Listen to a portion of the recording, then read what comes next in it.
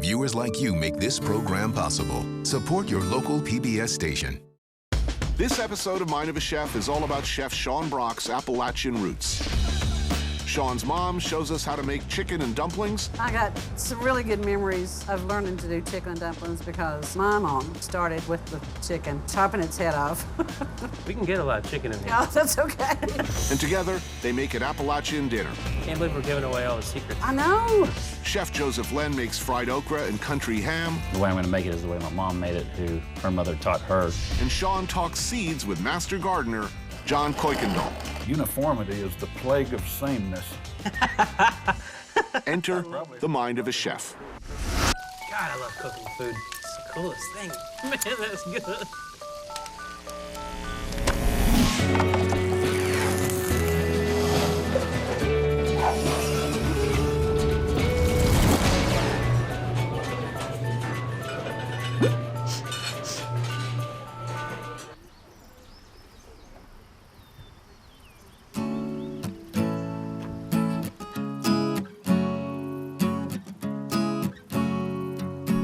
I grew up in the coal fields of Virginia, and it's an extremely rural way of life there. Still is to this very day. And if you're eating something, you either caught it, shot it, or grew it. Felt so natural to be moving. Get away from the old thing, get into the new. My mother tells everyone that she never had to buy a pacifier because I was always chewing on rhubarb. So as a kid, all of my chores and activities were in my grandmother's garden, which was enormous. My earliest memory of having a sort of a moment in the garden was digging potatoes. I remember as a kid digging through the dirt and finding potatoes. It was literally like digging for gold. But I didn't realize that what I was doing was gonna shape me into the person I am today. New sky on a new ground, new soul within me. A lot of things I could share with you if you give me the chance. Give me the chance.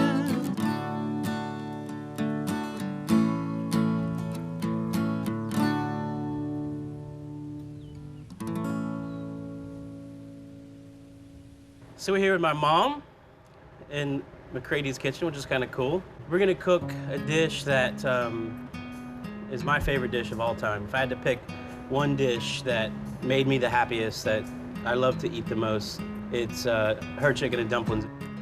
You can see it's an extremely complicated dish. There are lots of components. 1, 2, 3, 4. 4 components. I've been trying to make it for the last 16 years the way she makes it, and I can't do it. I gave up. I actually gave up. I'm not even gonna try anymore because I just can't do it.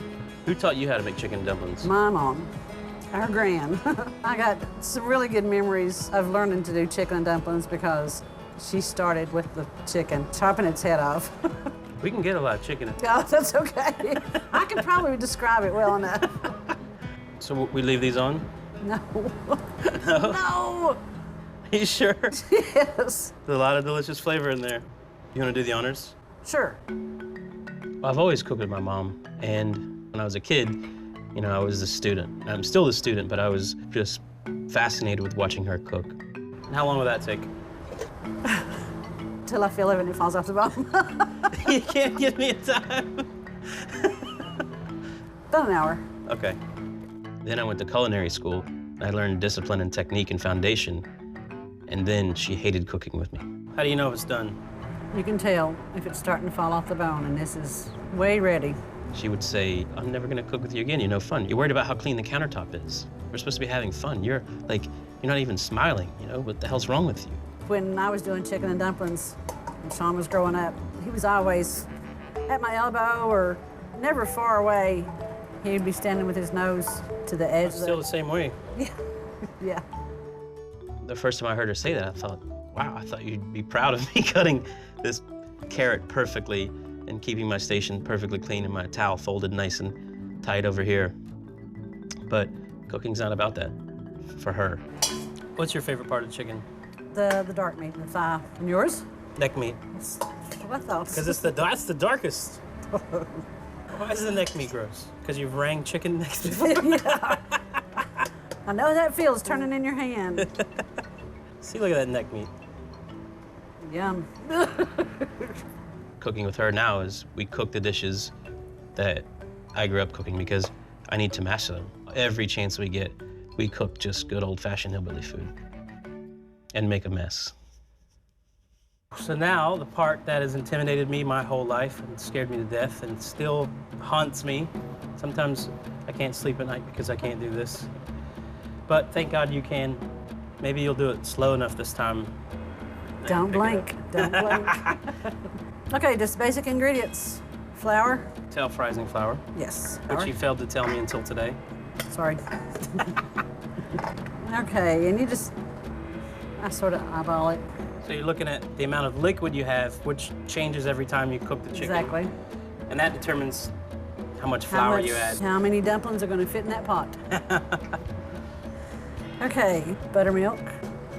One of the things that drives me nuts about my mom, but I also love about my mom, is that she never measures anything and refuses to measure anything. I've actually asked politely many, many times, and it just doesn't work that way. So we're going to go with this today. See, that to me looks super wet, which is why I don't know how to make chicken and dumplings. You see how it's boiling nicely? You look for the biggest boil point in your kettle. Oh, the biggest bubble? Yep. So you're like finding the boiling points, and that's where you drop in the dumpling. Yes. Okay, so we have the chicken? Yes. So that's the tricky part. That's the tricky part. I'll just gently kind of move them. You just sort of want Find that to little sink hole. them in under there. How do you know that these dumplings are done? Well, you look to see how they formed Uh-huh. You can feel separate dumplings, stiffness, but you still want a little bounce to a them. little spring. Yep. Let that warm.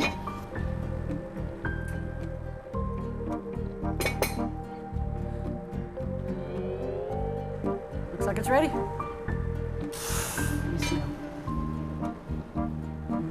We're sniffers, aren't we? Now it's time to serve it. What do you got to keep in mind?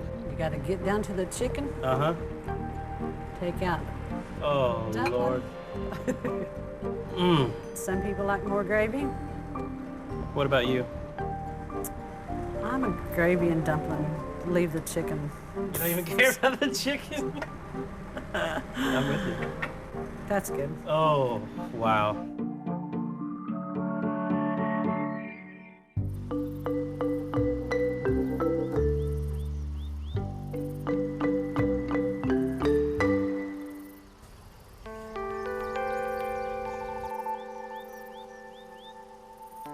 I think in order to move forward, which I think hopefully is everyone's goal as a chef or as a farmer, we got to understand the past. I think Blackberry Farm is a great example of embracing where you're from. I mean, this place has done so much for Appalachian cooking and for Southern food in general. You know, you think about going to a market in 1915, just seeing the varieties out on the table, and then going to the grocery store today and seeing one variety. What's wrong with people? It'd be like for an artist squeezing out 3 little colors on the palette, and that's all you had to work with. True. I mean, I don't know how they made it. They didn't. Styrofoam tomatoes and, Yeah, they didn't. and green beans that have no taste to them. Well, that's what happened, and that's when people's opinion of Southern food changed. John is the Obi-Wan Kenobi of seed saving. He's there to make sure that people like me catch the bug and continue to pass it on. Because there are very, very, very few people that I know who are insane enough to do this sort of thing and to dedicate their lives to it. Mine really began, I mean, in earnest, from this seed book.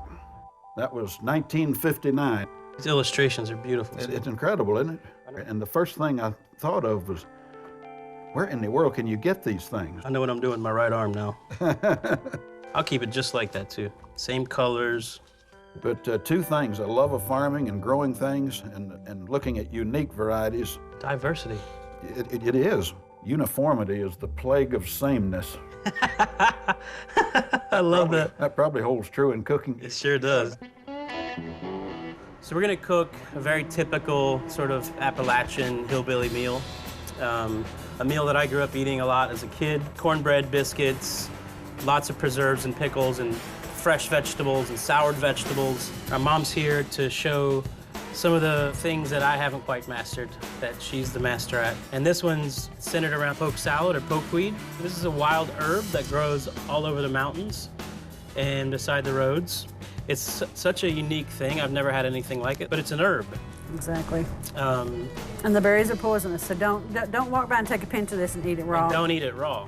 Exactly. You do a technique that I've only really seen you cook. It's this labor-intensive process.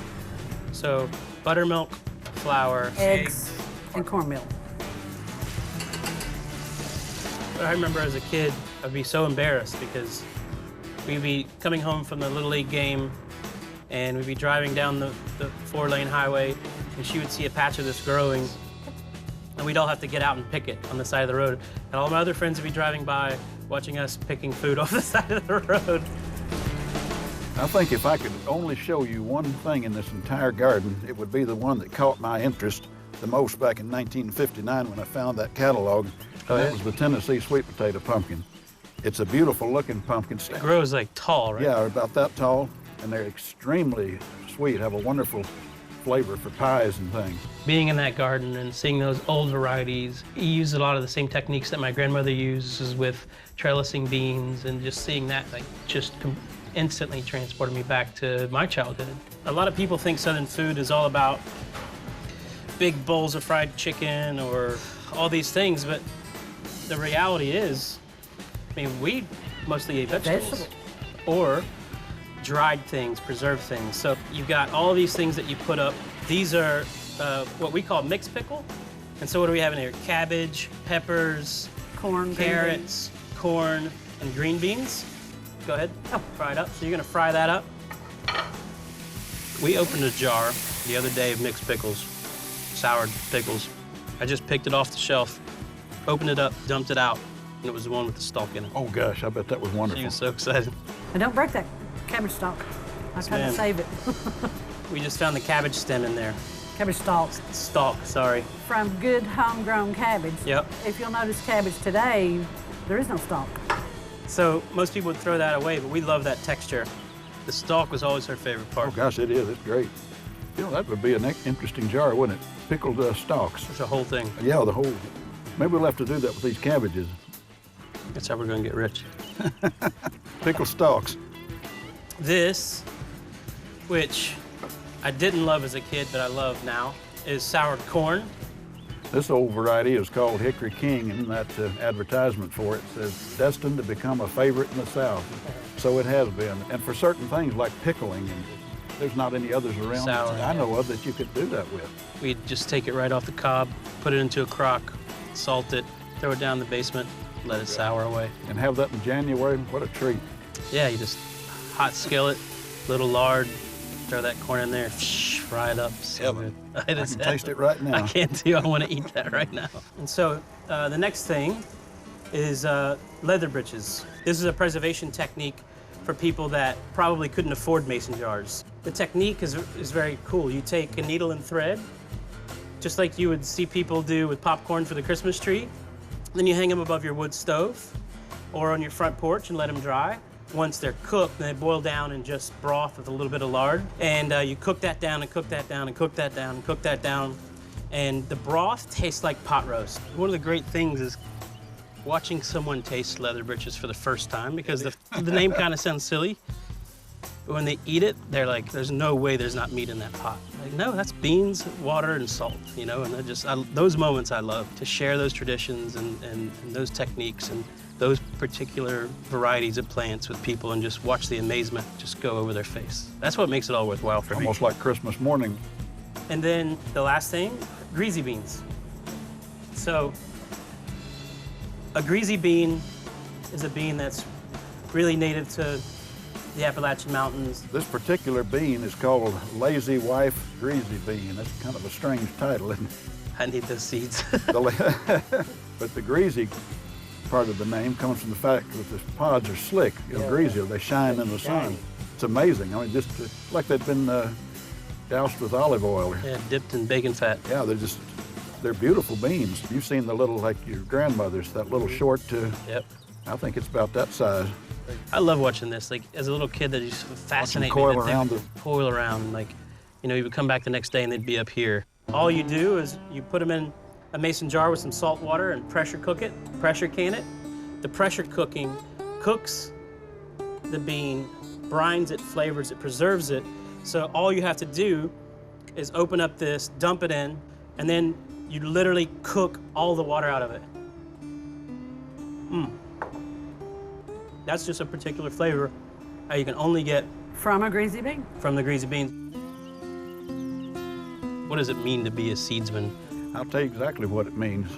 I would think about your grandmother and all of the seeds that she saved. We're not only preserving genetic diversity in these old varieties, but we're preserving living history, like the music of the mountains. Exactly. You know, for me as a chef, this is incredible inspiration. But it also changes the respects. If I know the family history and I know the work that went into finding that seed, when I cook that, I cook it with 10 times more care than I've ever cooked anything. We all know that Southern food has a bad rap. It's this, it's that, it's fried, it's all pork. Or, I don't like grits. You don't like grits because you've eaten it out of that paper bag with that picture of the dude on the front.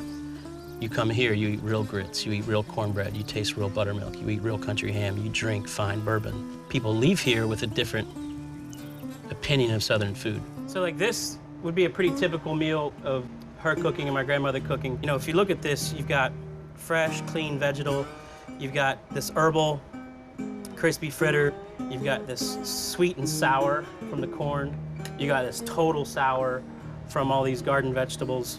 You've got this crazy savory leather britches, your braised soup beans, and then this is, I think, kind of in between all those. So, Dig in. awesome.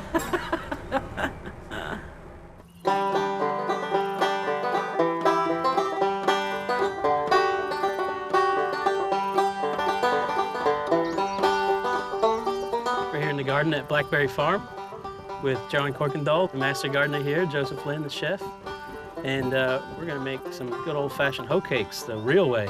John's kind of heating this up, and we put a little bit of bacon fat on there, the same stuff that we put in the actual hoe cake mix. A hoe cake mix is just like a cornbread batter. Exactly. But this is like the original sort of farmer's lunch, you know? You're in the field, you're working, you take the tool that you're using in the field, put it on the fire.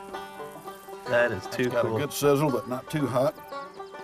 Yeah, and you can adjust your heat by how close or how far away you keep it. But it's like the perfect griddle, though. Like, look at that thing. It is, yeah, it's a good surface. Kind of see those brown edges happening, so Yep. just kind of see if we can get under there. Oh, man. When my mom made cornbread like this, or hoe cakes for that matter, she always called it fried cornbread because of the amount of, Yep. like, I guess bacon fat that she used on them. But man, it just gets that crust on it, and that's one thing that she really, really loved about it. Look at there. Perfect. I think they look great. Hoe cake? Look at those. What's so cool about this is you smell the fire and you smell the embers. That is the greatest smell in the world. That hot cornmeal with that Doesn't butter. that take you back in history? Yeah, it I takes mean, you this is- right back to my grandma's kitchen. This is living history.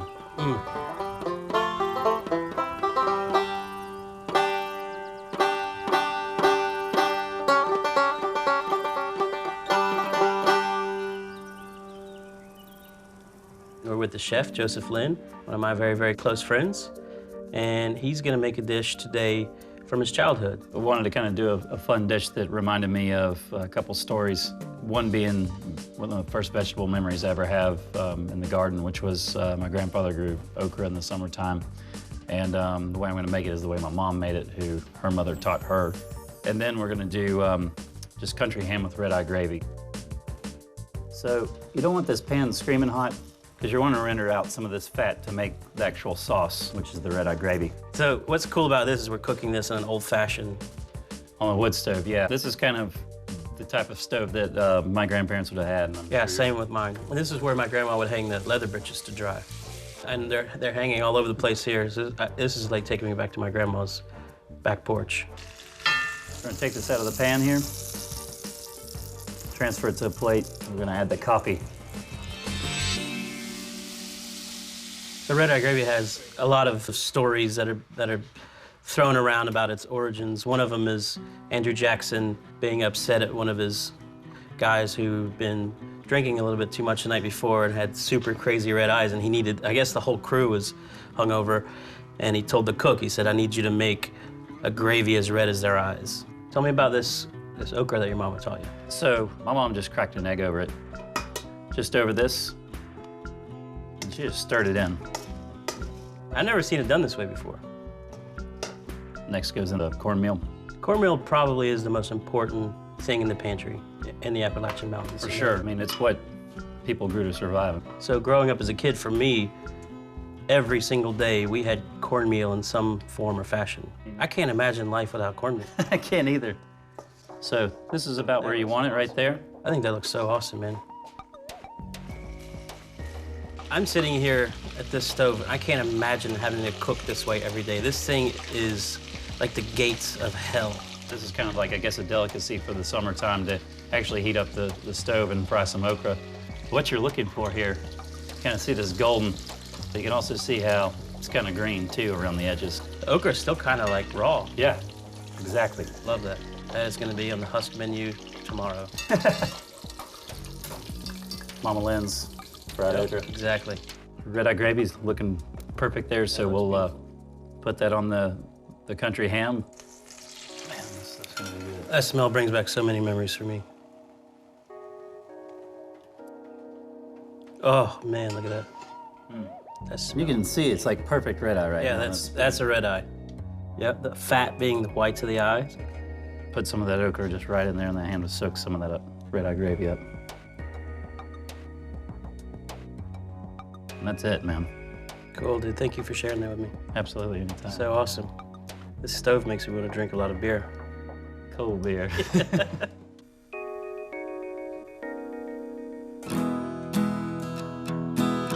There was a moment in my career where I really didn't have a whole lot of interest in reviving the cuisine that I grew up with. The older you get, the more you cook, the more you realize what's important.